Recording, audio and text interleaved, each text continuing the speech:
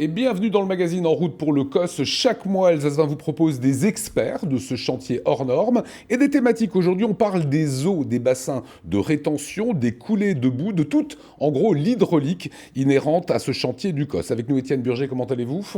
Très bien, Lionel. Bonjour. On est ravis de vous accueillir, vice-président du SDEA, maire de Kuttolsheim, conseiller départemental. Et Jean-Luc Fournier, bonjour. Bonjour. Vous êtes le directeur communication projet Vinci. Je vais commencer d'ailleurs avec vous, Jean-Luc. Les eaux de pluie, les coulées de boue, comment on récupère finalement toute cette eau ruisselante qui arrive à un moment donné sur le COS ? Alors le COS, effectivement, c'est une plateforme autoroutière, donc qui est imperméable par définition.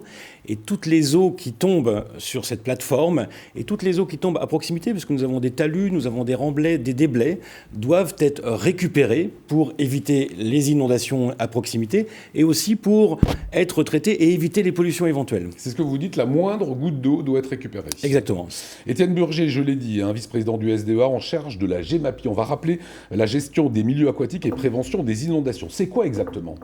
Voilà un drôle d'acronyme, c'est vrai. La GEMAPI, c'est la gestion des milieux aquatiques et protection contre les inondations. C'est devenu une compétence obligatoire des communautés de communes depuis le 1er janvier 2018. Donc, la communauté de communes du Korsberg-Ackerland a pris cette compétence, mais l'a aussitôt transférée au SDEA afin de mutualiser nos moyens, parce que le SDEA a quand même des possibilités de répondre aux besoins de nos concitoyens en matière de gestion des milieux aquatiques et en matière de protection contre les inondations. Et c'est pour ça, en gros, Jean-Luc Fournier, que Vinci a dû redimensionner les bassins pour pouvoir gérer ces inondations possibles. Ce processus de récupération des eaux est régulé par ce qu'on appelle la loi sur l'eau. Et les obligations qui sont faites pour ce type d'infrastructure, c'est de récupérer des eaux qui correspondent à un événement de la décennie, un événement exceptionnel de la décennie.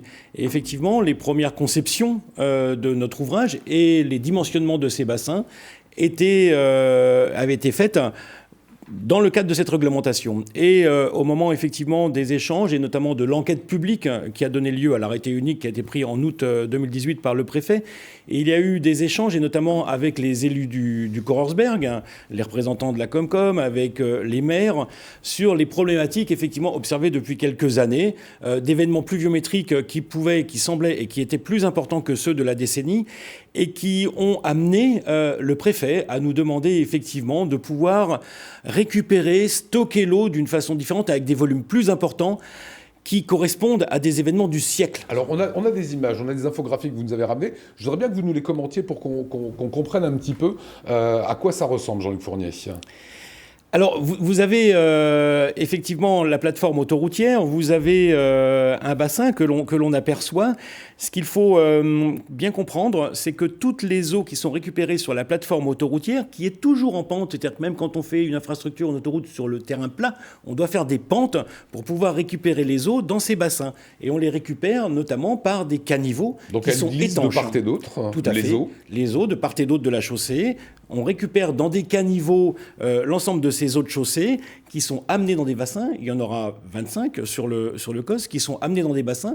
Et ces bassins sont dimensionnés pour stocker les eaux avant de les rejeter avec ce qu'on appelle un débit contrôlé. C'est-à-dire on va les rejeter dans le milieu naturel et notamment pour nous ici, ça va être dans les cours d'eau adjacents, il y en a 9 au total, avec ce qu'on appelle un débit régulé. C'est-à-dire que la réglementation nous demande de ne pas rejeter plus de 10 litres à la seconde, 20 litres à la seconde, selon le débit naturel de la rivière. Si l'eau remplit complètement le bassin, elle va déborder à un moment ou à un autre. Si l'eau remplit complètement le bassin, elle peut déborder. Et là, effectivement, c'est dans le cadre de l'événement du siècle. D'accord. Et c'est ce que l'on a mis en place. En fait, nos bassins sont dimensionnés pour un événement de 20 ans.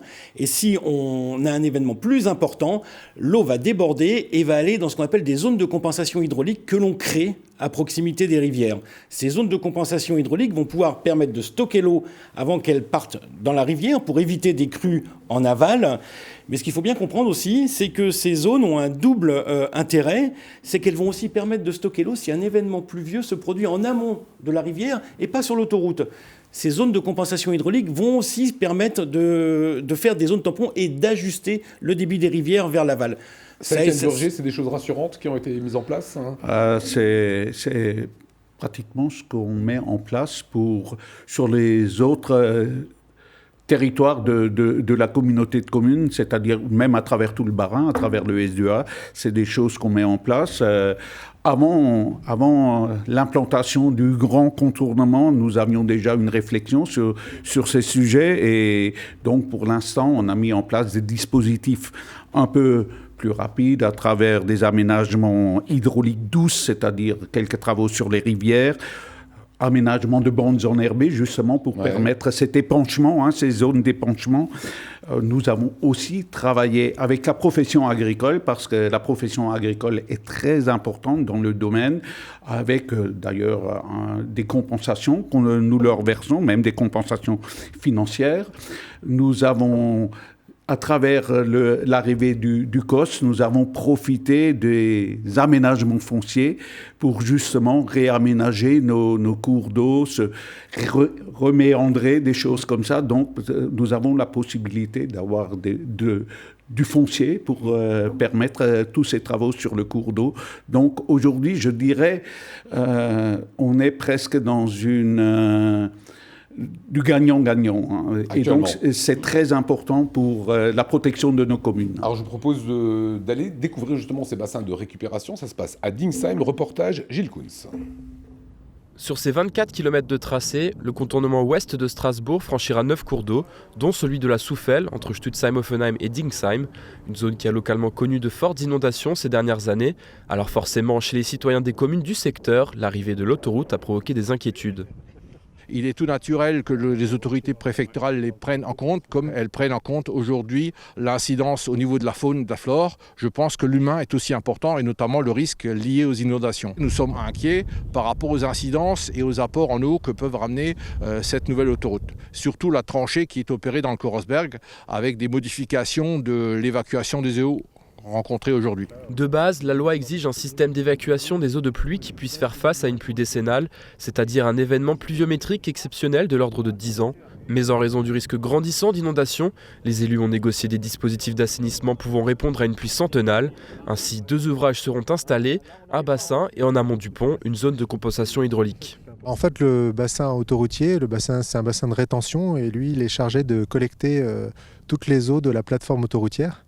Et le but, c'est de faire décanter les eaux avant de les rejeter dans le milieu naturel et surtout réguler, c'est-à-dire ajuster le débit avant de le rejeter dans le cours d'eau. La zone de compensation, en fait, elle permet de, comme son nom l'indique, compenser un volume, c'est-à-dire l'autoroute vient prendre sur la zone inondable et on vient un peu perturber les écoulements des eaux et donc on vient faire une sorte de trou sur le côté de l'autoroute pour que l'eau puisse prendre sa place quand il y aura une inondation. Sur ces images, les bassins ne sont encore que provisoires et servent à récupérer l'eau du chantier.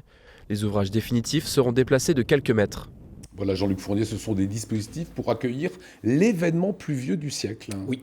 Ça, c'est une contrainte que vous a imposée le préfet ? Oui, c'est une contrainte effectivement que nous a imposé le préfet qui a nécessité de reconditionner, de réaménager et surtout de travailler notre conception sans, comme le disait M. Burger tout à l'heure, en limitant les emprises foncières. Parce qu'à partir du moment effectivement où vous créez des zones de compensation, des bassins, vous le faites généralement là où il y a des terres agricoles le long des rivières.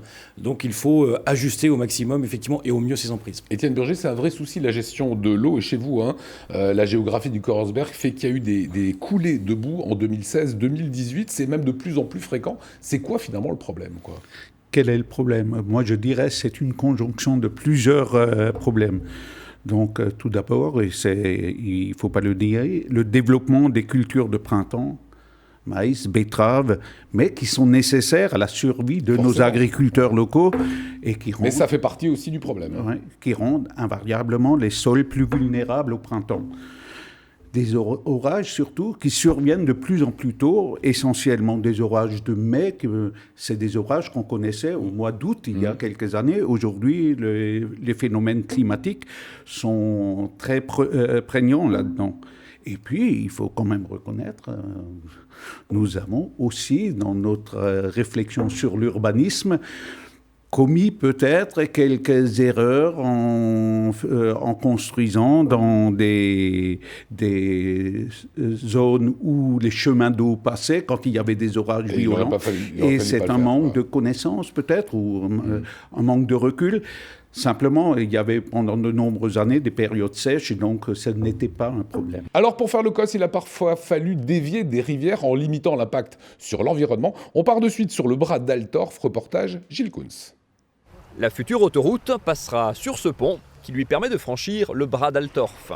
Ce petit cours d'eau qui filait tout droit a été légèrement dévié selon des principes très stricts et en ressortira relooké. On cherche à recréer un milieu le plus naturel et qui réponde effectivement aux contraintes ou en tout cas aux besoins du cours d'eau. Donc autant sur le plan physico-chimique que sur le plan sédimentaire et que sur le plan écologique au niveau de sa vocation donc de permettre le déplacement des espèces et leur vie. Avant les travaux, la pêche de sauvegarde avait permis de sortir plus de 800 poissons sur à peine 200 mètres. Avec des courbes larges et d'autres plus serrées, en jouant sur l'angle des berges et des pentes et sur les différences de profondeur, on peut moduler le courant pour créer le milieu le plus favorable possible à ces espèces. C'est aussi pour cela que des souches ont été immergées. C'est la raison pour laquelle on a mis effectivement un ensemble de souches dans le lit et qu'on va mettre après, c'est encore pas terminé, mais des souches en crête, etc. pour faire des zones d'abri.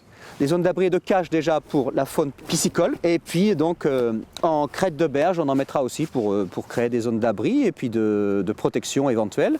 Et puis de zones de gîte pour certaines espèces, petite faune, voilà. Une frayère a également été aménagée pour favoriser la reproduction des poissons. Les berges, elles, seront reboisées à la fin du chantier. Voilà Étienne Burger, vous êtes étonné de tout ce qui a été fait sur les milieux aquatiques sur l'OCAS ? Pas du tout. Plutôt, c'est ce que nous souhaitons, c'est ce que nous voulons faire à travers les travaux que le SDA a prévus pour renaturer la Soufelle. Là, c'est le bras d'Altorf. La Soufelle, c'est un peu le même type de travaux qu'on va mettre en œuvre. Je vais dire, au cours des 50 dernières années, on a transformé nos cours d'eau plutôt en canaux que des cours d'eau. Donc aujourd'hui, nous devons peut-être réparer les erreurs commises par le passé sans vouloir jeter la pierre à personne. Donc ça nous permettra de recréer des méandres. Et j'aimerais souligner une chose, c'est dans le cadre des accords avec la profession agricole, dans le cadre des accords qu'on a pu trouver avec l'opérateur, Vinci, dans le cadre du travail collectif qu'on peut redonner à notre Soufelle le nom de rivière, tout simplement. Et une petite dernière question à vous, Jean-Luc Fournier. Tout a été pensé, moi j'étais très étonné, j'ai vu qu'il y a l'angle des courbes dans la rivière a été analysé, c'est super précis en fait. Oui, c'est super précis, c'est tout simplement du génie écologique. C'est ce que vous appelez comme ça. Tout à fait. Voilà. Merci en tout cas à vous. Le bulletin circulation, je vous le rappelle, vous avertir des routes coupées sur tout le tracé, sur les zones de travaux. C'est l'adresse qui s'inscrit sur l'écran. Voilà pour les grands travaux. Si vous avez des questions, il y a ce mail cos@alsace20.tv. Merci à vous et nous on se retrouve pile poil dans un mois pour la suite des travaux.